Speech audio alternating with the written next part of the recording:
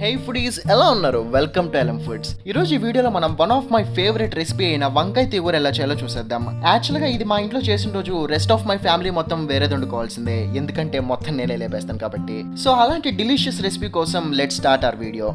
ముందుగా ఒక ప్యాన్ లో ఆయిల్ హీట్ చేసుకొని, ఆయిల్ హీట్ అయిన తర్వాత ఒక పెద్ద ఆనియన్ రఫ్లీ చాప్డ్ వేసి టాస్ చేసుకోండి. ఆనియన్స్ ఇలా కలర్ చేంజ్ అవుతుండగా 250 గ్రామ్స్ వంకాయలతో పాటు రుచికి సరిపడా సాల్ట్, హాఫ్ టేబుల్ స్పూన్ పసుపు వేసి వంకాయలకు బాగా పట్టించండి. మాక్సిమం 5 మినిట్స్ కంతా వంకాయలు నియర్లీ 80% కుక్ అయిపోయి ఉంటాయి. ఇప్పుడు ఇందులో హాఫ్ లీటర్ వాటర్ యాడ్ చేసుకోండి.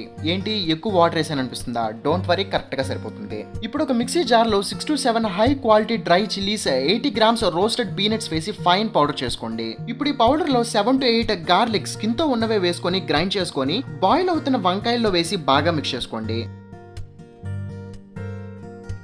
చూడండి కలుపుకునే కొద్దీ ఎలా థిక్ అవుతుందో. ఇలా మీకు రైస్లో కానీ లేకపోతే జస్ట్ కర్రీలో స్పూన్ వేసుకొని తినేంత బాగుంటుంది. సో యాస్టీస్ ఈ రెసిపీని ఇలా ట్రై చేయండి, మీ ఇంట్లో వాళ్ళతో అప్రిషియేషన్ ఇలా కొట్టేయండి.